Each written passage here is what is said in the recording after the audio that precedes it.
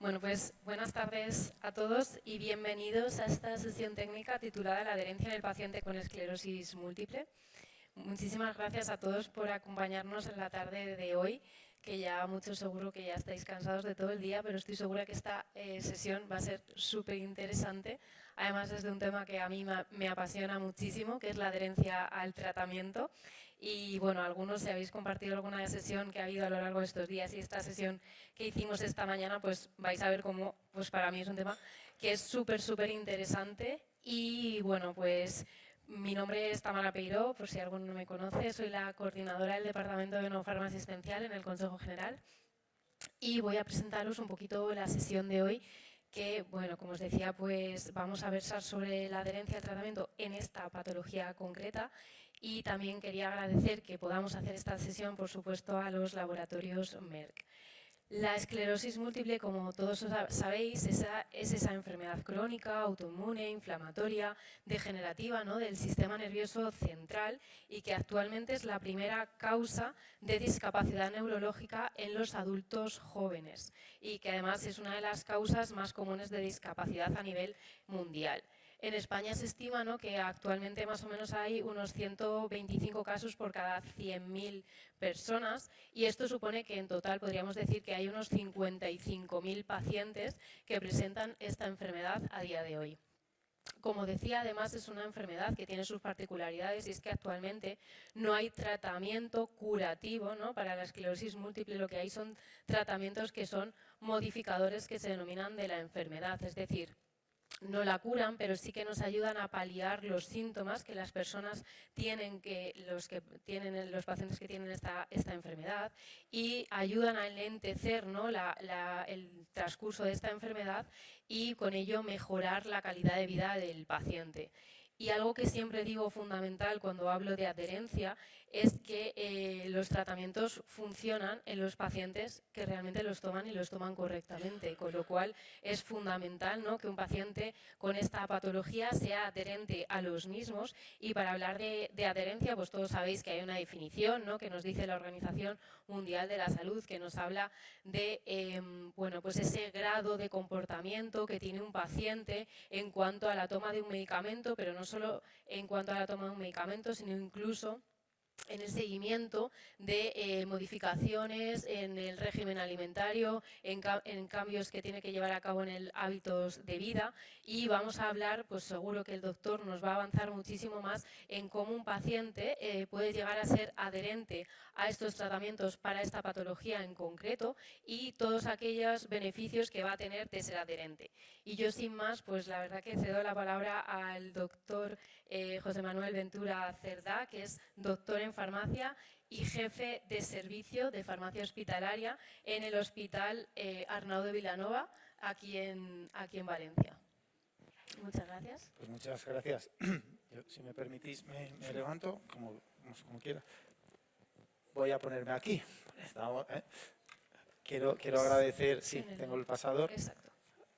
Agradecer al Consejo General que me hayáis invitado para este taller. Agradecer, como no, a Merck y a todos los farmacéuticos y compañeros de profesión que tenemos la oportunidad, en este caso, de mi ciudad, compartir pues diferentes charlas, vivencias, opiniones y sobre todo pues soluciones y hacernos todos un poquito más felices y un poquito más compañeros si cabe.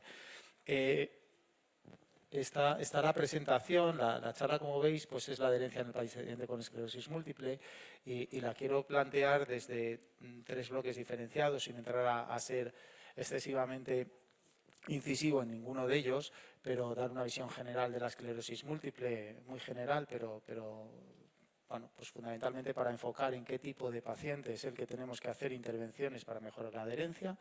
Luego, por otra parte, otro bloque de adherencia general, de factores que influyen, etcétera, y condicionantes, características que pueden ser de interés. Y finalmente, para centrarnos ya en la adherencia y la esclerosis múltiple, o por lo menos en algunos de los aspectos más interesantes desde el punto de vista farmacológico.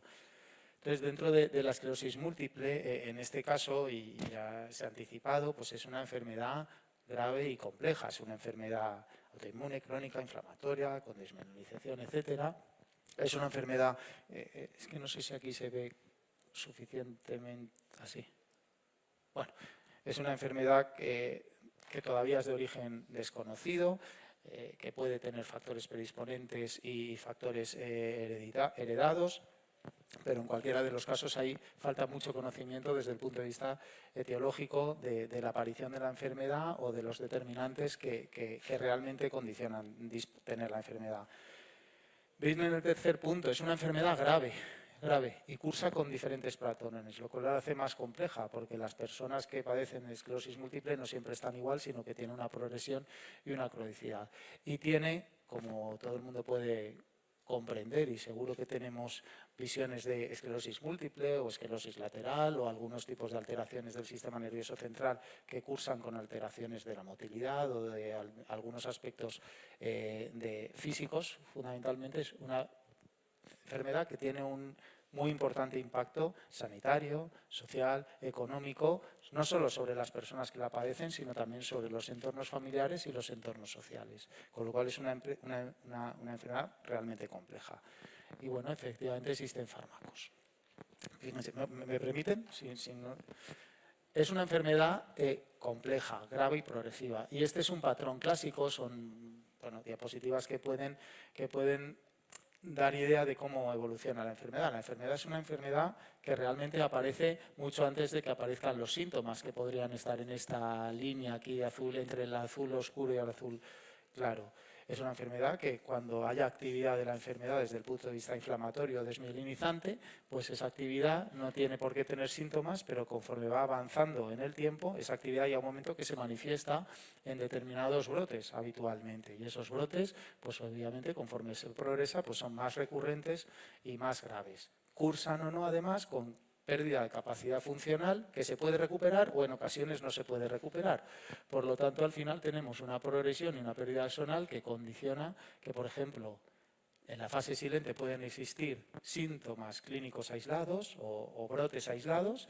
En la fase clásica, que es la de remitente recurrente, se aparecen brotes que generan discapacidad y obviamente son graves y se tienen que tratar, y luego esa discapacidad puede quedar para siempre, puede consolidarse o puede recuperarse, y luego hay una fase que pasa a ser secundaria progresiva, en la cual la progresión y la gravedad se evoluciona constantemente. Y estos son los patrones clásicos: la esclerosis múltiple remitente recurrente, la secundaria progresiva, y hay una menos frecuente que es la primaria progresiva, que es un patrón que aparece desde el principio de manera, como su nombre indica, progresivo.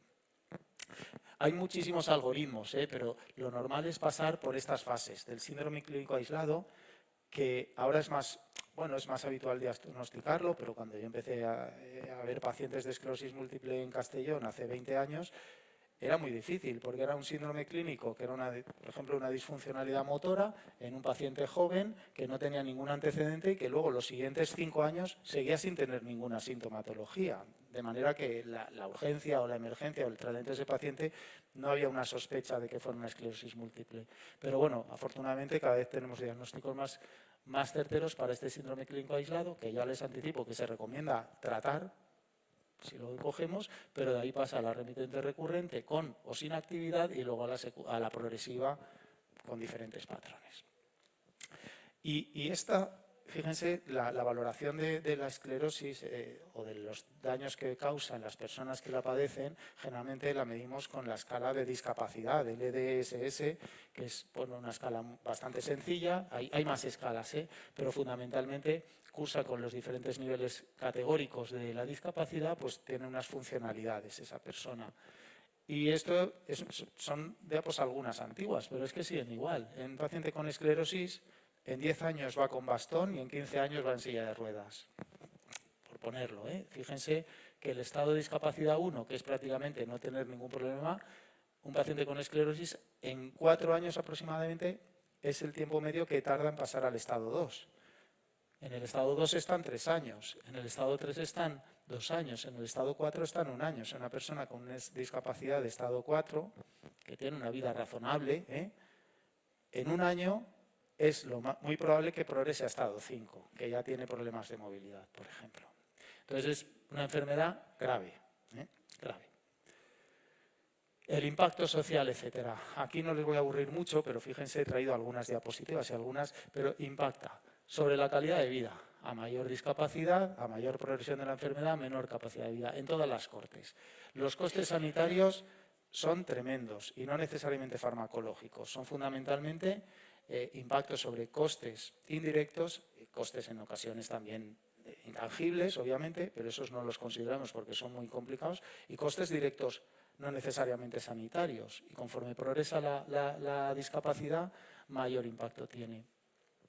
En el empleo, los pacientes con discapacidad, la esclerosis múltiple es una enfermedad que no trabajan, pero no solo porque tengan discapacidad y no puedan tener capacidad para trabajar, sino porque además pues también hay una parte de ese estigma, las visitas al hospital, las visitas al neurólogo, es decir, estamos ante una enfermedad que consume grandes recursos sanitarios y en el mundo laboral eso también se nota independientemente de la discapacidad y que cursa con significativamente mayor riesgo de padecer muchas otras patologías o comorbilidades y, por supuesto, mortalidad. Es decir, un paciente con esclerosis tiene más probabilidades de morirse o de tener un ictus que una persona que no las tenga.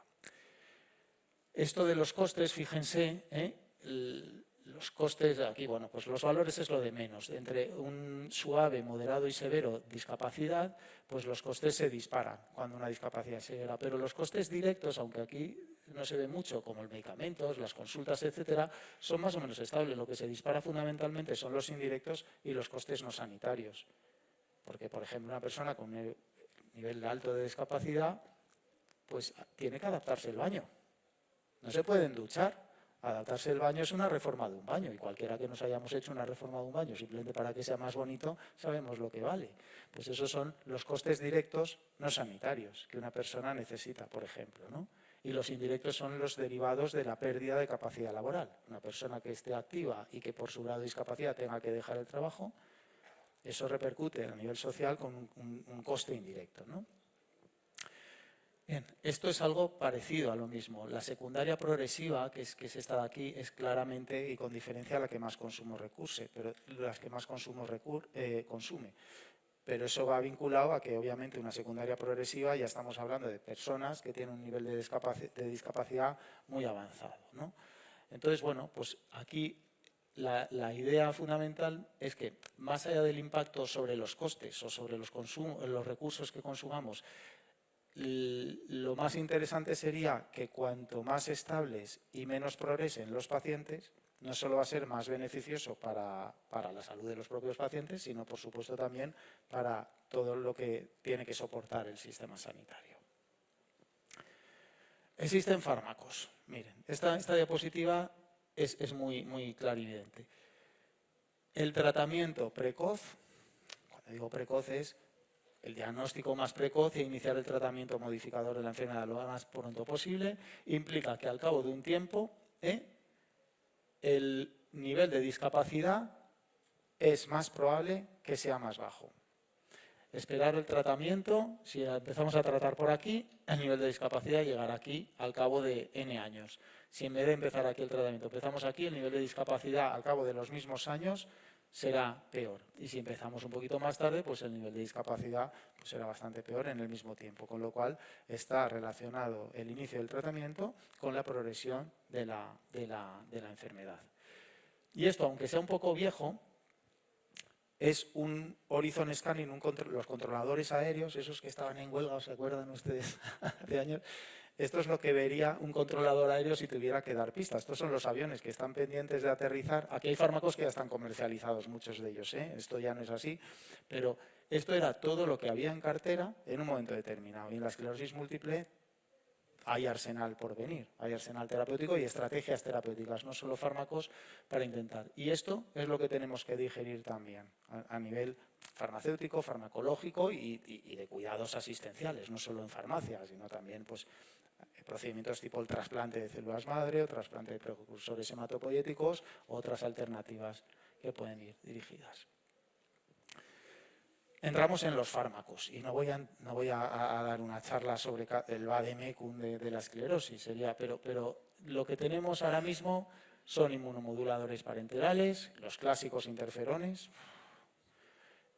los anticuerpos monoclonales, monoclonal antibodies, que son parenterales mayoritariamente, con diferentes dianas, y una serie de formas, bueno, de grupos químicos diferentes que ya se administran por vía oral y tienen diferente utilidad. Y este es el arsenal terapéutico desde el punto de vista de fármacos modificadores de la enfermedad, que es básicamente lo que les voy a hablar, pero no pierdan de vista, y sobre todo desde un punto de vista de farmacia comunitaria o de atención primaria o atención comunitaria de la salud, que estos pacientes no solo toman esto, toman muchísimos más medicamentos. Bien, esta es la misma tabla, pero ordenada por indicaciones básicas o qué haríamos cuando tenemos un paciente que inicia el tratamiento, si tiene una sintomatología más leve, si es más agresiva, etcétera. Pues bueno, hay diferentes, no le voy a decir algoritmos, pero diferentes, pues para las formas agresivas, por ejemplo, pues entraría con determinados fármacos que pueden ser orales o no, y en formas pues más leves, pues entrar los de inicio, etcétera, y reservando. Esto, pues bueno, las personas que trabajan en esclerosis más a menudo pues se lo saben, y es una de las cosas que es inevitable. El neurólogo que haga esclerosis se lo sabe y el farmacéutico que trabaja estos fármacos se los tiene que saber, y cada una de las fichas técnicas. Bien, para el síndrome clínico aislado ya les he dicho que la idea es iniciar el tratamiento. Los que tienen indicación pues son los clásicos, interferones, etcétera, pero vale la pena iniciar por tóxicos que sean, ¿no? Y su finalidad es prevenir la conversión a una esclerosis múltiple, a una recurrente y remitente. Prevenir en la medida de lo posible. En la clásica, la remitente, patrón remitente recurrente, pues es donde tenemos todo el arsenal terapéutico. Algunos fármacos también están indicados para la primaria progresiva, como el ocrelizumab, etcétera, y tenemos todo el arsenal en diferentes escalados según la gravedad, etcétera. Y para la secundaria progresiva, pues hay también indicados concretos, como el siponimod, que tiene esa indicación más concreta, y luego pues los interferones y algunos otros cuando hay patrones recurrentes, la cladribina, el ponesimod, de algunos otros que son muy útiles también en el manejo de estos pacientes, pese a todo, ¿no? Y aquí la indicación pues es sobre todo un diagnóstico clínico de cómo progresa el paciente y qué radiología tiene, ¿no? No les digo más de esclerosis porque tampoco, vamos, sería atrevido por mi parte sin ser un neurólogo experto, pero básicamente lo que les quiero dar idea es que una enfermedad grave, muy discapacitante, que los patrones va a condicionar diferentes estados a lo largo de la vida de una persona, y eso a su vez condiciona también la adherencia o la actitud que esa misma persona a lo largo de tantos años puede tener frente a los tratamientos, respecto a sus creencias o respecto a sus actitudes de conservar los hábitos de vida, que como dice en la definición de la Organización Mundial de la Salud, la adherencia no es solo tomar pastillas, es que adecuemos nuestros hábitos y diría incluso creencias a las recomendaciones que más beneficio nos pueden hacer o que más evidencia nos soportan. Y por supuesto implica también tomar los comprimidos. Esto ya es una clase de taxonomía de adherencia, que no es exclusiva de esclerosis múltiple, pero saben, no voy a entrar mucho en ello, pero que la adherencia la podemos clasificar de diferentes maneras, y esto es útil para cualquiera de nosotros cuando trabajamos con cualquier fármaco y tratando de fomentar. Tenemos que identificar si es una adherencia parcial, si es esporádica, si es secuencial, si es de bata blanca, en fin, todas estas cosas, si es primaria o secundaria, si está relacionada con aspectos de creencias o no intencionada, etcétera. Tipificar la adherencia es importante. Y los factores que influyen, que es muy importante en la falta de adherencia, de alguna manera son los que nos van a dar las pistas para qué intervenciones podemos hacer para que los pacientes que no son adherentes o adecuadamente adherentes al tratamiento, al menos no se lo toman, ya no por la adherencia de la OMS, sino que no se toman las pastillas como toca, ¿qué podemos influir? Pues las causas, fíjense, las relaciones con el sistema sanitario, la relación con la propia enfermedad y la propia evolución de la enfermedad, etcétera, ¿no? El sistema, el tratamiento, el médico, pues bueno, hay muchos factores que influyen sobre estas adherencias. Y esto es para los que tengan una vista del INCE, pero no se la voy a leer toda. En 2001, fíjense que es hace mucho tiempo, pero este fue un artículo paradigmático de Rigueira que era de causas de adherencia y estudiaba diferentes patologías. Está la hipertensión arterial, las dislipemias, la diabetes, etcétera.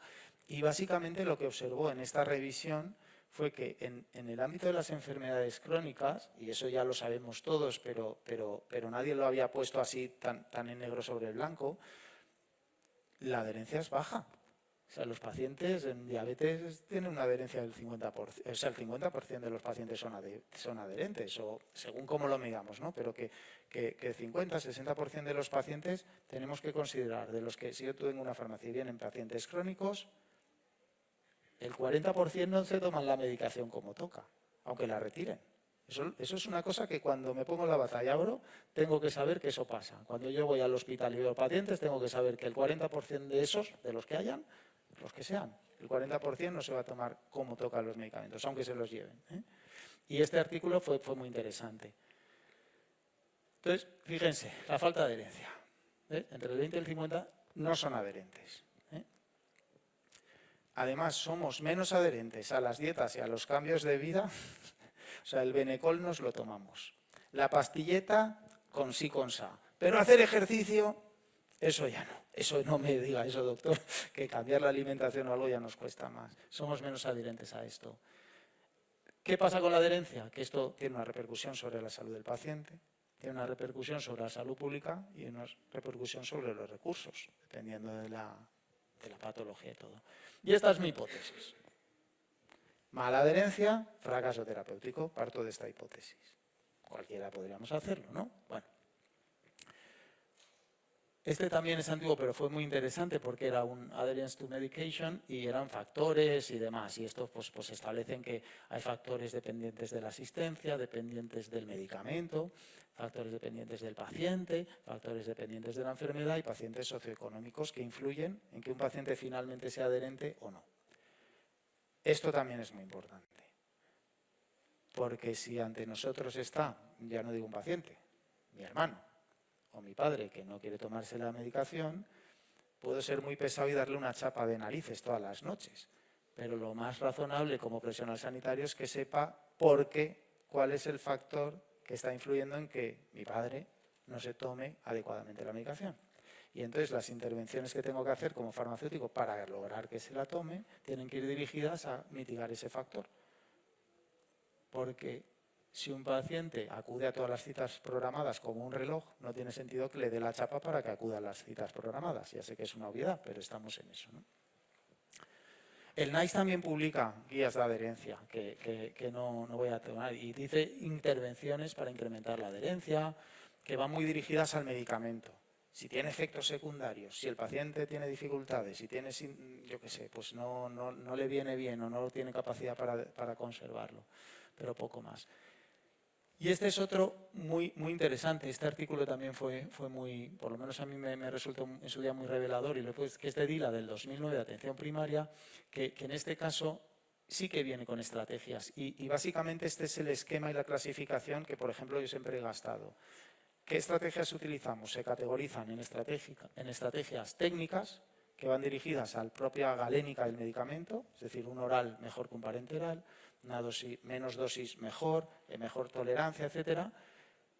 Aspectos que van dirigidos a la conducta, o sea, estrategias conductuales para modificar las conductas de los pacientes, estrategias educativas dirigidas a formar e informar a los pacientes y a su entorno, estrategias de apoyo social dirigidas, pues, obviamente, a los aspectos sociales que pueda tener, y estrategias, fíjense, dirigidas al equipo sanitario. No al paciente, sino qué puedo cambiar yo para que esta persona sea adherente. Y este es del mismo artículo, pues aquí están el bloque de educativas, el bloque de conductuales, y si es un tratamiento agudo o si es un tratamiento crónico. Es muy interesante, ahora veremos.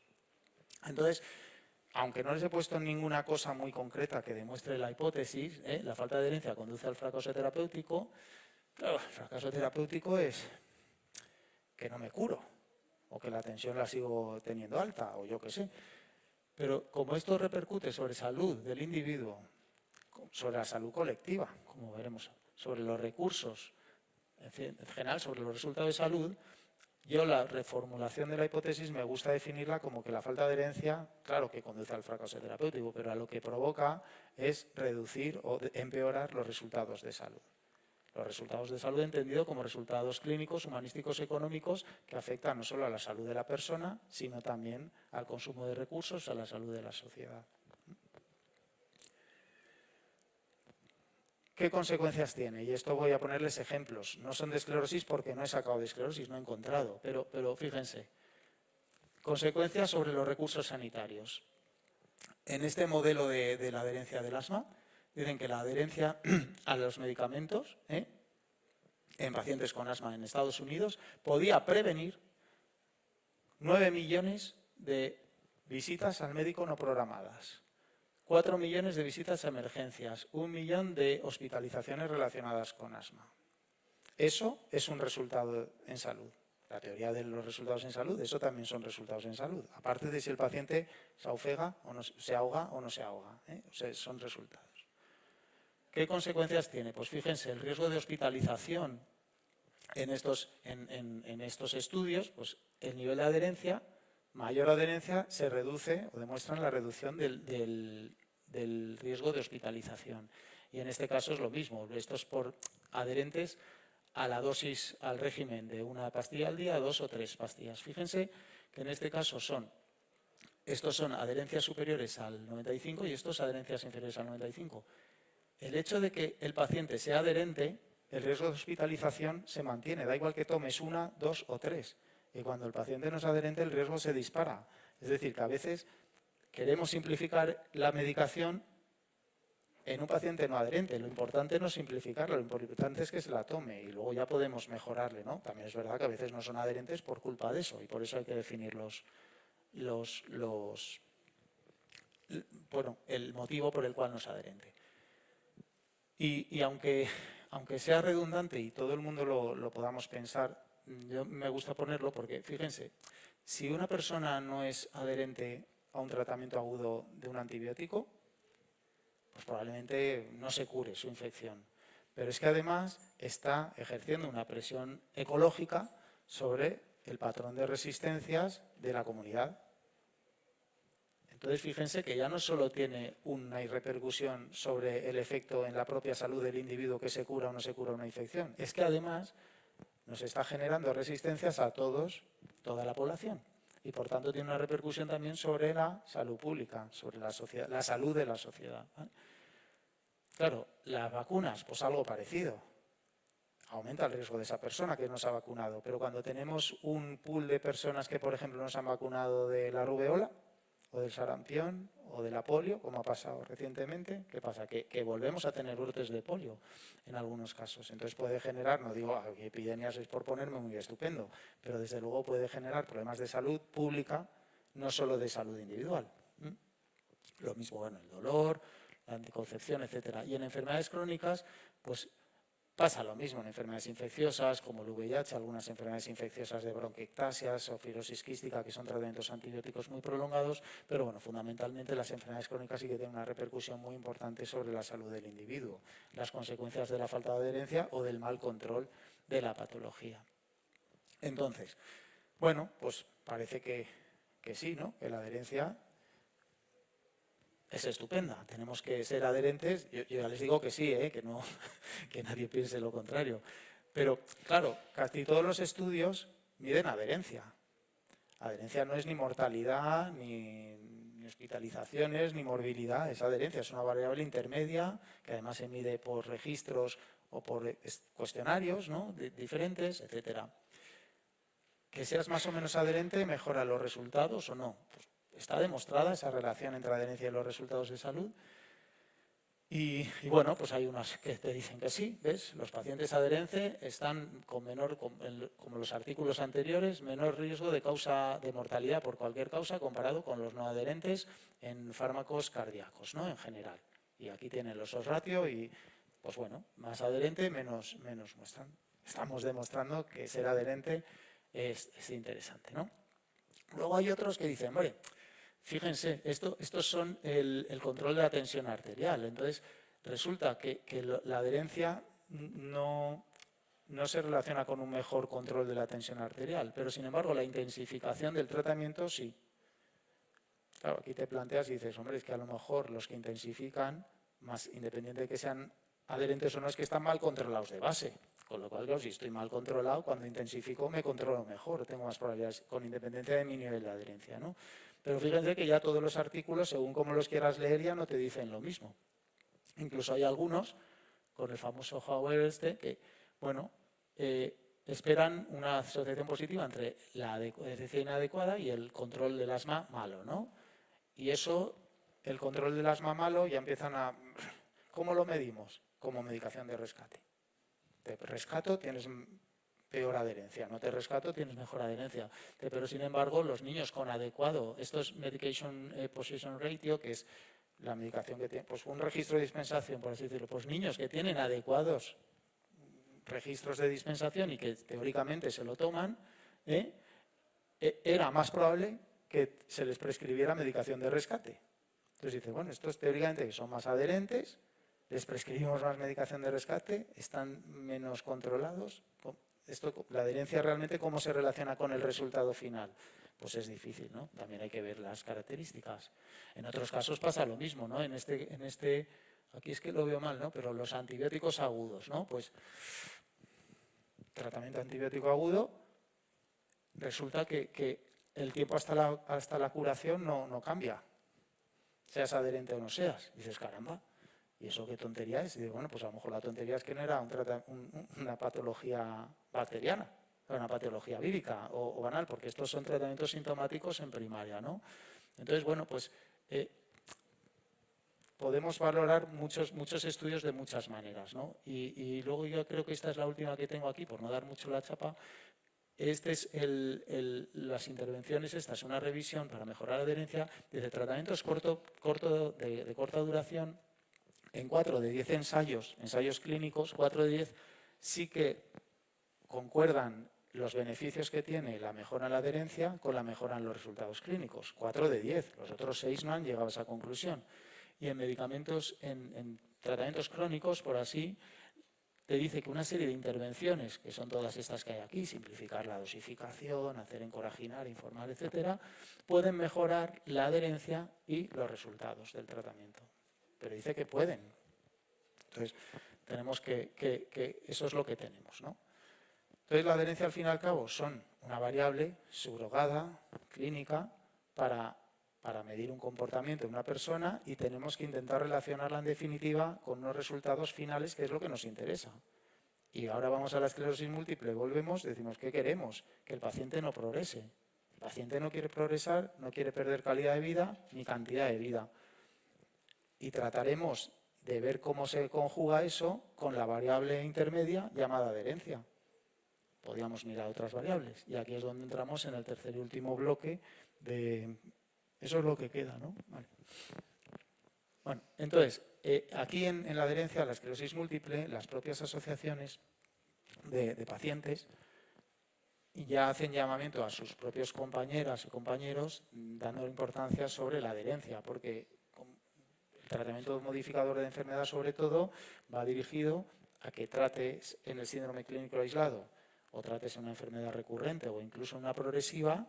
El objeto es que evolucione y progrese lo más lento posible, se reduzcan los síntomas de la mejor manera posible y en el caso de que hayan brotes, la funcionalidad se revierta, porque es una enfermedad muy poliédrica, pueden haber brotes y ese brote pasa a una discapacidad y luego recuperas parte, pero no toda la funcionalidad. Esa disfuncionalidad se te va a quedar ya para siempre, crónica, para toda la vida. Pues los pacientes adherentes no solo tienen menos brotes y una progresión más lenta, sino que la recuperación del brote también tiene mayor capacidad.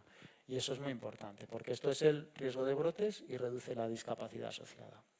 Y en esta encuesta, que es del año 23, no sé si la hicieron en el de 22, pero es del año de una asociación de esclerosis múltiple, que es investigación aplicada sobre adherencia terapéutica de asistencia de la atención integral en esclerosis múltiple. Aquí bueno, esto tampoco les quiero dar, pero es una descriptiva, básicamente, que hoy en día, a diferencia de hace 20 años, como les he dicho, como abuelo cebolleta, hoy en día la mayoría de pacientes están en tratamiento modificador de la enfermedad, más aparte de las comorbilidades, la mayoría.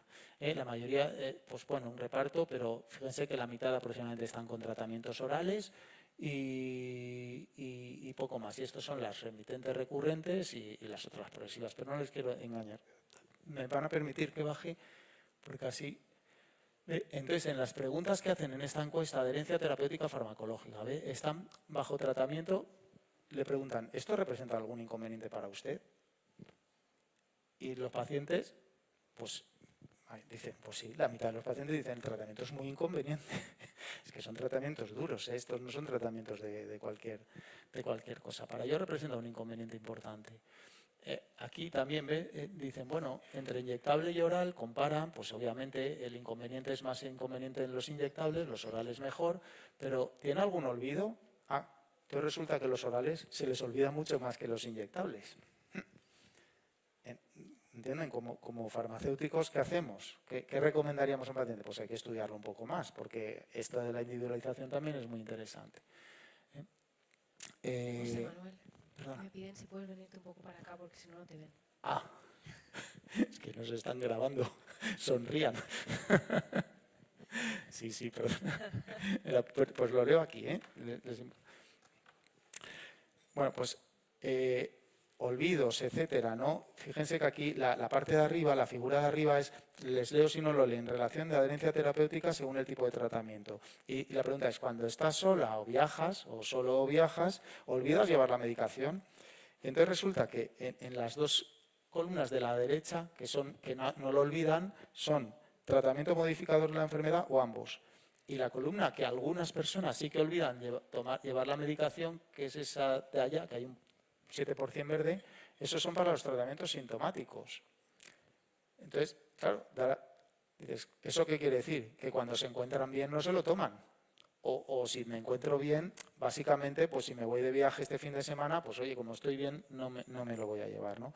Pero bueno, es un informe que es bastante interesante y que realmente lo que nos da, pues por ejemplo, la figura 30 está aquí abajo, es las preferencias relativas. Fíjense que estos son formas parenterales, intravenosas, subcutáneas, etcétera, y esta es la forma oral. Entonces, los que toman tratamientos vía oral, pues les supone menos inconveniente que cualquiera otras de las formas.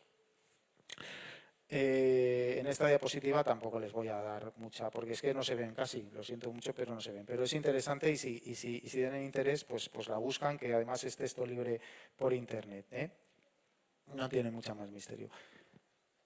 Caray, sí que he puesto de estas. La creencia del control. Este es interesante, fíjense. Creencia del control de los síntomas con el tratamiento farmacológico actual.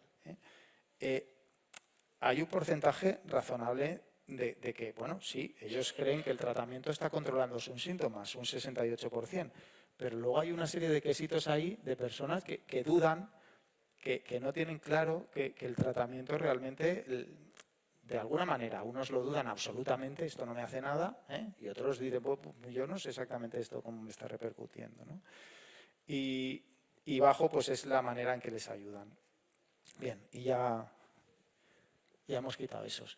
Y ahora fíjense, voy a traerle dos artículos de dos compañeros, dos hospitales compañeros españoles que han medido de adherencia en esclerosis múltiple en épocas distintas. Entonces tenemos uno, que es este de aquí, de Alicante, de Orihuela. La adherencia la medían por dosis retiradas o dispensadas. Estupendo de la muerte.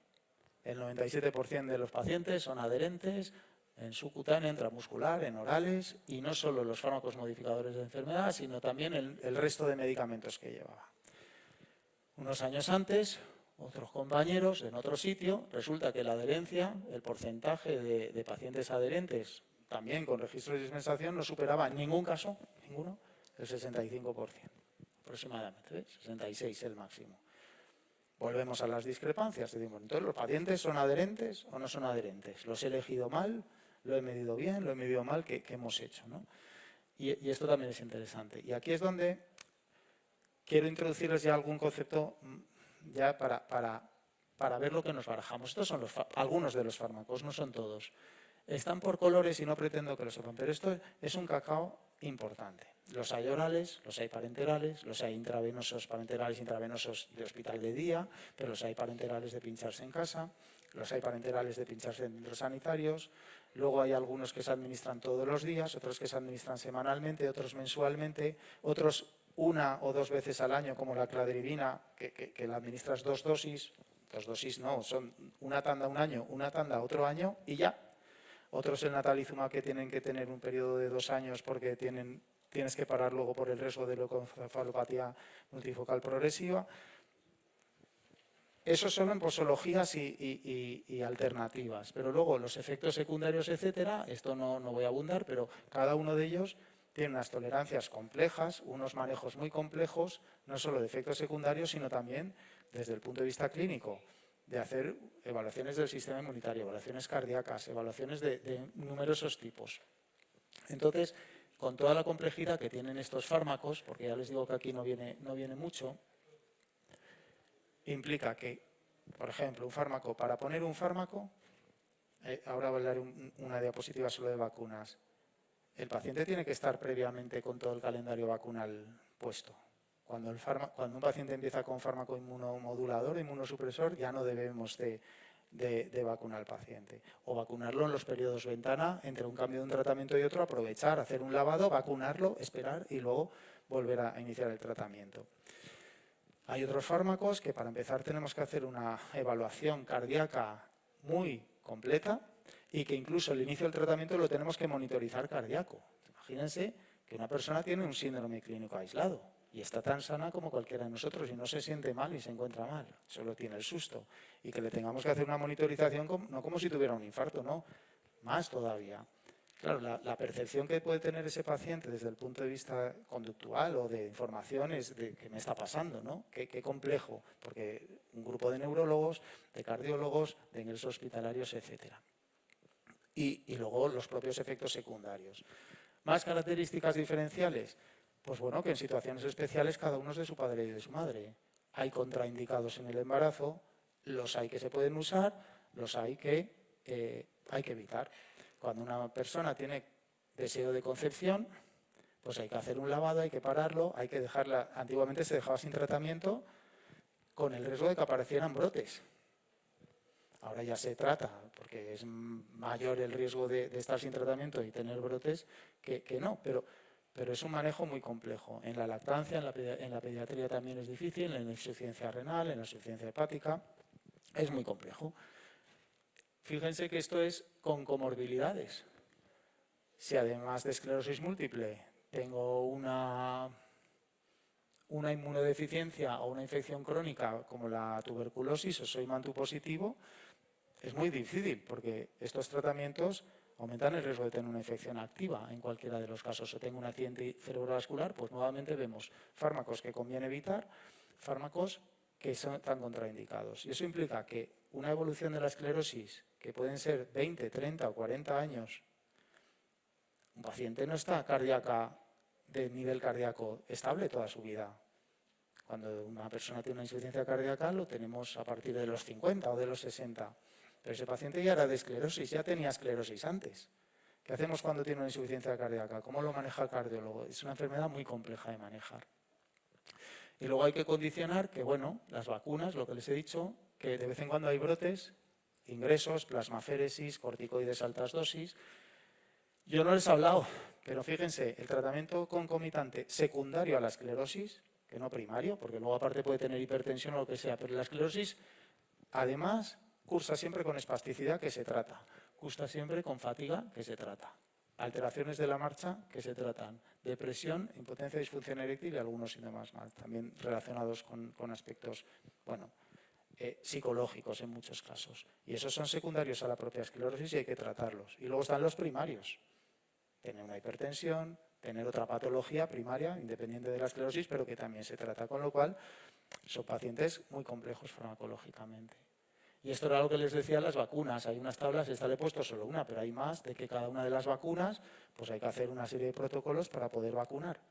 Porque además, si no se vacunan esos pacientes con la inmunomodulación y la inmunodepresión, tienen mayor riesgo de padecer alguna de estas infecciones. Entonces, ya para finalizar, las estrategias para mejorar la adherencia en esclerosis, pues hay que barajar. Una enfermedad compleja. grados de progresión muy diferentes. Es decir, que esa persona recién diagnosticada de 18 años es muy distinta de una persona que tiene 45 y ya está en una fase progresiva, ¿no? O progresada. Alteraciones físicas, emocionales, el manejo clínico han visto que es complicado, los FAMES son muy complejos, pero además hay muchos más medicamentos y la farmacoterapia pues suele ser complicado. Y esto es cuando empezamos a trabajar, porque al final de la charla, lo que les voy a dar ahora al final es realmente lo que tenemos que hacer. ¿Qué vamos a hacer cuando estamos aquí con nuestra bata y viene una persona y tenemos que intentar mejorar su adherencia en ese contexto tan complicado, ¿no? Pues bueno, aquí esto era una de las diapos de antes de Ostenberg, de un artículo del New England. Pues fíjense, ¿qué podemos hacer? Pues de entrada mejorar la asistencia sanitaria que les demos, porque el factor del equipo asistencial y la confianza que tenga es uno de los factores predictores de adherencia más importantes que hay, el que más fuerza tenga. La confianza que el paciente tenga en todos ustedes, en su neurólogo, en cualquiera de las personas de su equipo asistencial y la continuidad de trato, es decir, no cambiemos cada día uno y demás, eso en general incrementa y es uno de los factores más potentes, de los que mejor son capaces de predecir la alta adherencia. ¿Dependientes del medicamento? Pues siempre que podamos elegir medicamentos más simples, con menos efectos secundarios, de mejores vías de administración, de tiempos más espaciados, etcétera, pues el paciente lógicamente lo va a agradecer y va a ser probablemente más adherente. ¿Dependientes del paciente? Pues aquí volvemos otra vez. Tenemos pues cambiar creencias, formar, educar, etcétera. La automonitorización es muy importante. Piensen que cuando nos duele la rodilla y tomamos un analgésico o un antiinflamatorio, nos cura el dolor. Tenemos una relación causal y ante un efecto que hacemos, que es tomar el analgésico, el efecto es que nos deja de doler. Entonces es fácil ser adherente cuando uno es capaz de monitorizar el efecto que tiene lo que me tomo para lo que sirve. Pero aquí es cuestión de fe. Cuando un paciente de 18 años que ha tenido un síndrome clínico aislado le dices que se tiene que poner un interferón, que tiene no entran los efectos secundarios, pero son muy potentes. Es como tener gripe toda la vida, todos los días de tu vida, por ejemplo. Y esa persona no se encuentra mal y se toma el medicamento y no es que no se encuentre mejor, es que se encuentra peor por los efectos secundarios. Entonces, claro, si no somos capaces de planificar con él cómo vamos a automonitorizar eso, y te tiene que creer porque entra en las creencias, etcétera, es muy difícil en una enfermedad que es crónica y degenerativa porque no percibes la mejoría. Porque no vas a peor, no has estado mal, me han curado y ahora estoy mejor y lo noto, ¿no? Bueno, las alteraciones cognitivas, enfermedades psiquiátricas, etcétera, también hay que condicionarlas, porque muchos pacientes, como os he dicho, en enfermedad progresada, pues tienen también síntomas de este tipo que obviamente interfieren. Y bueno, algunas otras claves de la enfermedad, los costes, etcétera. Y estas son las tablas que ya para ir acabando, fíjense, a nivel educativo, ¿qué podemos hacer? Pues saber de esclerosis y informar sobre la enfermedad, sobre los fármacos, sobre los efectos secundarios, sobre cómo se manejan, la previsibilidad. Si va a tener usted un síndrome pseudogripal, debe de saberlo, porque que uno no le hayan dicho nada y se ponga un interferón y al día siguiente esté que me muero o a las 2 horas, esa falta de previsión pues es lo que realmente alarma, ¿no? Información oral, escrita, digital, etcétera. Desde el punto de vista del ámbito social, las estrategias sociales para mejorar la adherencia, pues tenemos una oportunidad como la dispensación en proximidad para agregar todo el tratamiento, no solo los fármacos hospitalarios como por ejemplo los fármacos también de las comorbilidades, etcétera. Dirigidos al profesional sanitario, pues aquí que los neurólogos sean muy buenos, que sigan, que se tomen en serio al paciente, que no haya cambios bruscos de profesionales médicos, porque los pacientes necesitan referentes, que sea previsible, que haya disponibilidad. Cuando un paciente se encuentra mal o tiene problemas en su casa, alarma mucho. Tener un brote es una alarma importante. No sabes qué te pasa, pero de repente no puedes hablar. Fíjense. Pero eso me pasa en mi casa un miércoles por la noche a las 8 de la tarde. No estamos todo el mundo en el hospital ahí para que te vea un médico. Y sin embargo, tener un apoyo de un equipo que sepas que aunque sea a las 8 de la tarde alguien te puede llamar, puede cogerte el teléfono o cogerte un mail y contestarte al día siguiente, también da, y las unidades de esclerosis, de hecho, cada vez son más así, son casi dedicadas exclusivamente a ello, ¿no? En fin, las relaciones, etcétera. ¿Qué podemos hacer sobre el fármaco a nivel de estrategias técnicas? Pues identificar los fármacos que mejor tolerancia tengan, los de mejor posología, los de, pues yo qué sé, los que mejor se adecuen a los hábitos de cada uno de los pacientes, etcétera. Y desde el punto de vista conductual, pues esto es lo que más hacemos habitualmente, pero bueno, los fomentos, la automonitorización de la respuesta, los refuerzos positivos, calendarios, terapias directamente observadas. Algunos pacientes, por falta de adherente, tienen que pasar a la vía intravenosa y hacer tratamientos intravenosos, etcétera, SPDs, etcétera. Bueno, y eso ya son estrategias. Y ya la última, esto es los fármacos que nosotros empleamos en mi servicio, en el servicio del Arnau. Pues bueno, no les pongo el número de pacientes, pero bueno, la estrategia que yo empleo a nivel de gestión no individualizada es tratar con los equipos clínicos de fomentar las vías orales, que además son bien toleradas, salvo estos que son los cardíacos un poquito más complicados, pero también son para fases más avanzadas. Pues vean, la cladribina 8 o 10 días por año, 2 años y se acaba el tratamiento. El Entezumab son 2 ciclos al año, es decir, es una posología directa, tú te pones los 2 ciclos y se acaba el tratamiento, ya no tienes que tratarte más. Obviamente, pues son tratamientos ya de líneas en ocasiones de formas más agresivas, pero los vía oral, muchos de ellos son pues razonablemente tolerados, algunos de estos se utilizan en muchos pacientes. Entonces mi estrategia es posicionar, digamos, el arsenal terapéutico siempre que se pueda para fomentar los fármacos que mejor le vayan a los pacientes. Luego la estrategia de mi compañera Marta, que es la que ve a los pacientes, es monitorizar los factores que pueden predecir una falta de adherencia en ese paciente y trabajar sobre ellos. Y luego otra importante que nosotros estamos tratando de fomentar en esta patología concreta es que bueno, pues prácticamente más de un tercio de los pacientes de esclerosis múltiple tengan el fármaco que tengan, ojo, de todos, que aquí hay intravenosos también. Esto viene a ser quitando los fármacos intravenosos, aproximadamente la mitad de los pacientes de esclerosis múltiple de nuestro hospital están en tratamiento en proximidad colaborativa con las oficinas de farmacia para evitar las visitas al hospital redundantes, ¿no? Y esto es todo, así que muchísimas gracias.